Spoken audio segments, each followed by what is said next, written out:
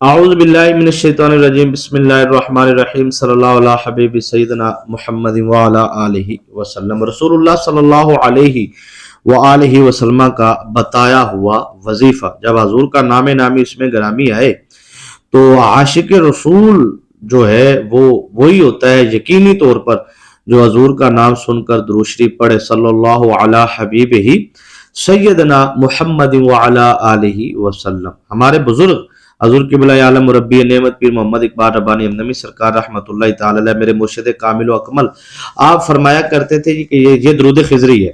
آپ فرمایا کرتے تھے کہ ہو نہیں سکتا کہ جو درود خضری معمول کے مطابق، کیونکہ ہم سلسلہ عالیہ نقشبندیہ قادریہ میں تو ظاہری بات ہے ہمیں تو حکم ہوتا ہے 500 مرتبہ روزانہ پڑھنا ہی پڑھنا ہے، ٹھیک ہے، لیکن فرماتے تھے کہ جو 500 مرتبہ نہیں 100 مرتبہ پڑھ لے، 100 نہیں 10 مرتبہ پڑھ لے، 11 مرتبہ پڑھ لے، ٹھیک ہے جی۔ فرماتے تھے کہ جو بھی مرید یا جو بھی بہن بھائی، جو بھی عقیدت مند یا جو بھی حضور کا غلام اس کو روزانہ کے روٹین میں 100 مرتبہ نہیں 11 مرتبہ پڑھنا شروع کر دے، زندگی میں کبھی اس پر تنگ دستی، غربت، فقر و فاقہ نہیں آئے گا۔ ہاں، اگر 100 مرتبہ روزانہ پڑھتا ہے تو اس پر کسی قسم کا جادو نہیں چلے گا۔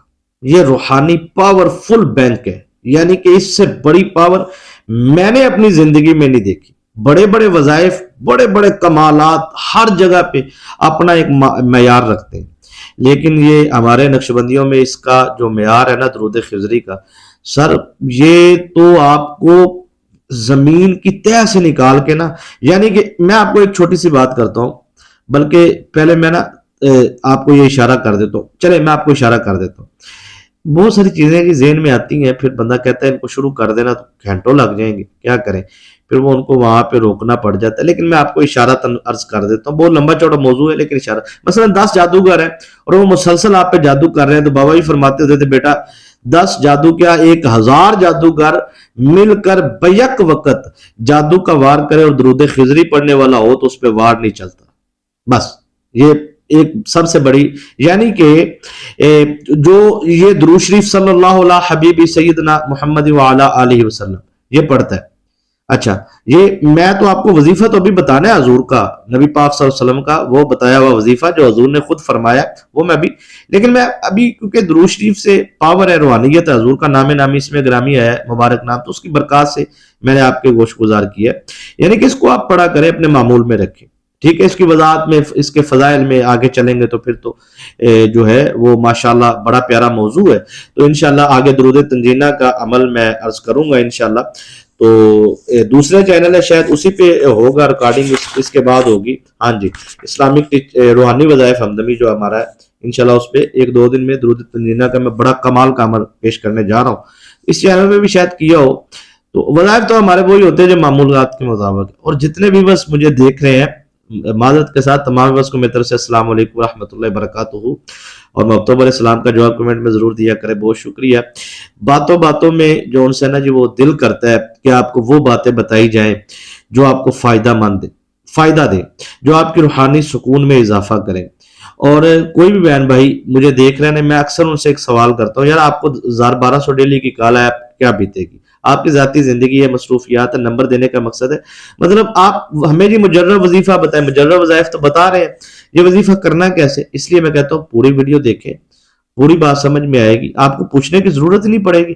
جب میں آپ کو وظیفہ پورا سمجھا رہا ہوں، جو میں وظیفہ بتانے جا رہا ہوں رزق میں برکت کرب سے نجات کے لیے، اور خاص طور میں حضور کا بتایا ہوا وظیفہ، وہ وظیفہ جس کے بارے میں نبی پاک صلی اللہ علیہ وسلم نے فرمایا کہ اپنی دعا میں تم اس ایک لفظ کو شامل کر لو اور یہ سورہ مبارکہ پڑھ لو، فرشتے آپ کی دعا کا استقبال کرتے ہوئے اللہ کی بارگاہ میں عرش بری پہ ہلچل مچ جاتی ہے۔ فرشتے ایک دوسرے کو پوچھنے شروع کر دیتے کہ یہ اتنی معطر دعا تم کس کی لے کے آئے ہو؟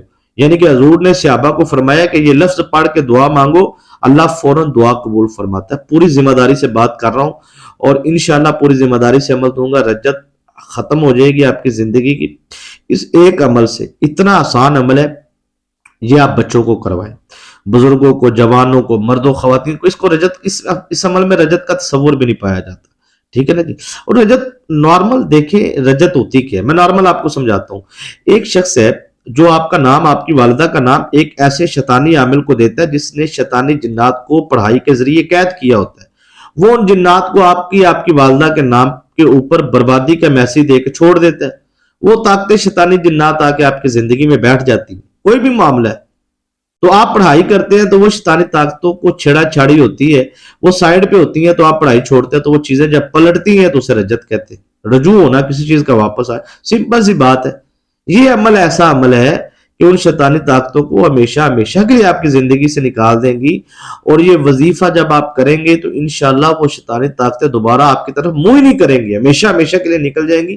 اتنی طاقت ہے اس عمل کے اندر, اس وظیفے کے اندر. اور یقین مانیے جو بھی بہن بھائی مطلب اس وظیفے کو کرنا چاہتا ہے, ٹھیک ہے, ادھوری بات سن کے ادھورا عمل کریں گے تو آپ کی مرضی, پوری بات سنیں گے, پورا عمل میں سمجھاؤں گا تو پوری ویڈیو دیکھیں, لائک کریں ویڈیو کو آپ, اور حوصلہ افزائی کریں.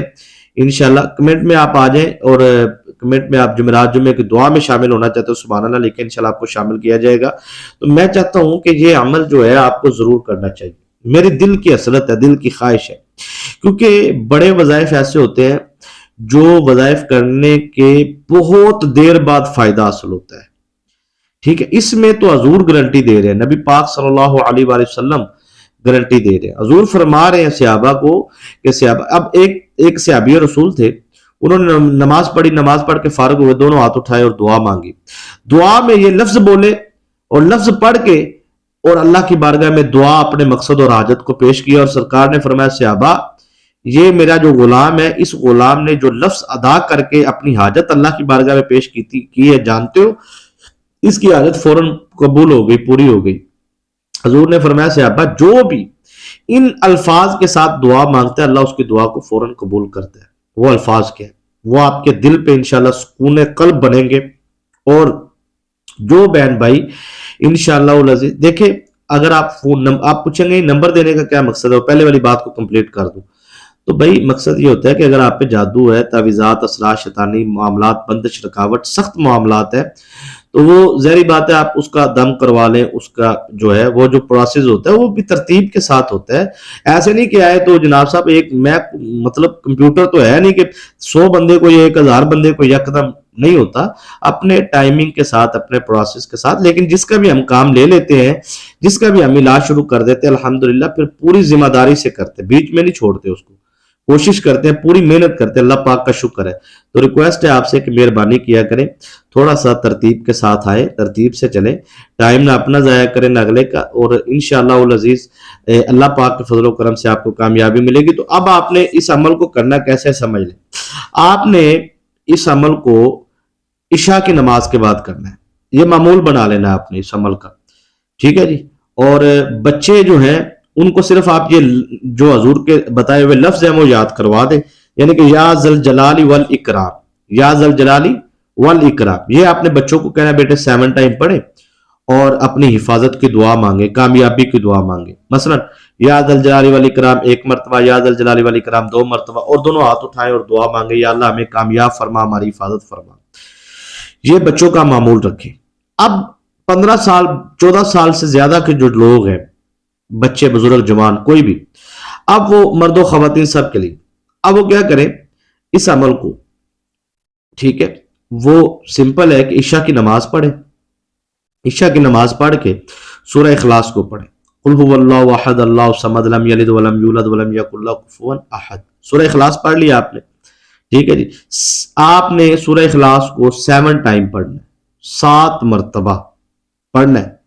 پڑھ کے آپ نے 7 مرتبہ ہی یا ذل جلال والاکرام پڑھنا ہے, یا ذل جلال والاکرام 7 مرتبہ پڑھنا ہے, ٹھیک ہے. اور آپ نے دعا مانگنی ہے. یہی عمل آپ نے فجر کی نماز کے بعد اسی طرح کرنا ہے. پہلے 7 مرتبہ سورہ اخلاص پڑھنی. اس میں ایک راز ہے, وہ میں آپ کو سمجھاتا ہوں. راز کیا ہے, یعنی کہ سورہ اخلاص کا ثواب آپ نے کیسے پیش کرنا ہے وہ میں آپ کو سمجھا دیتا ہوں, کیونکہ وہ راز ہے. پہلے ترتیب سمجھ لیں.